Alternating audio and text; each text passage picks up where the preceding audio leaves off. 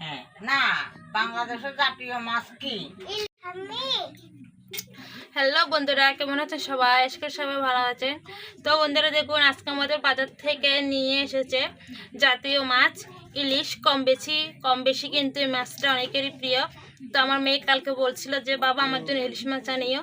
তো বন্ধুরা, যে কথা সেই কাজ, মেয়ে বলছে বলে কথা। তো বন্ধুরা দেখুন, আজকে কিন্তু বাজার থেকে একদম তাজা তাজা ইলিশ মাছ নিয়ে আসছে। তো বন্ধুরা দেখুন, আমি মাছগুলোকে কিন্তু খুব ভালোভাবে কেটে নিলাম। আপনারা দেখতে পাচ্ছেন, এরা দেখেন মাছের পিসগুলো একদম তরতাজা, নদীর ফ্রেশ মাছ। এখন মাছগুলোকে আমি ভেজে নেব। তো বন্ধুরা দেখুন, আমি কিন্তু মাছগুলোকে অত কড়া না, একদম হালকা করে ভেজে নিলাম। এই মাছটিকে রান্না করা হবে কচু ছড়া দিয়ে। আর এখানে আমি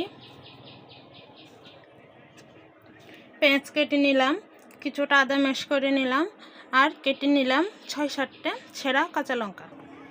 তো বন্ধুরা দেখুন, এখানে কিন্তু আমি আর কোনো তেল দিলাম না। মাছ থেকে যে তেলটা বের হয়েছে ওইটা দিয়ে আমি রান্না করব। দিয়ে দিলাম কড়াইতে ফোড়ন, আর দিয়ে দিব কেটে রাখা পেঁয়াজ। নেড়ে চেড়ে নিলাম, আর এর সাথে দিয়ে দিব এখানে কেটে রাখা ছড়াগুলোকে আমি তেলের মধ্যে ভালোভাবে কষিয়ে নেব। এখানে দিয়ে দিব আমি নুন আর হলুদ, যাতে ছড়ার কালারটি দেখতে ভালো আসে। খুব ভালোভাবে তেলের মধ্যে দিয়ে কষিয়ে নেব। বন্ধুরা দেখুন, ছড়াটা আমি কিন্তু তেলের মধ্যে কিছুক্ষণ একটু নেড়ে নিলাম। এখন আমি দিয়ে দেবো এখানে হালকা করে একটু জল, দিয়ে দেবো এখানে আমি পরিমাণ মতো ঝাল, পরিমাণ মতো হলুদ গুঁড়ি, দিয়ে দিলাম পরিমাণ মতো নুন,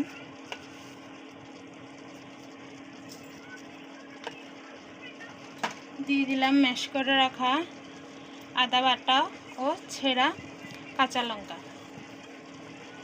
আর দিয়ে দিব 1 চামচ জিরে গুঁড়ি। এরপরে একটু ভালোভাবে নেড়ে চেড়ে নেব, যাতে মরিচ মশলার গন্ধটা চলে যায়। এটাকে ভালোভাবে কষিয়ে নিতে হবে।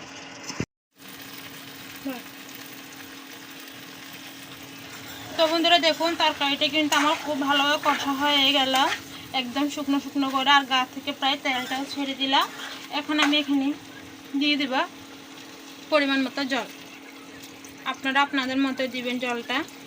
আমি একটু দিয়ে দিলাম যাতে ছড়াটা আর একটু ভালোভাবে সেদ্ধ হয়ে যায়। দিয়ে দিব ভেজে রাখা এক এক করে মাছগুলি।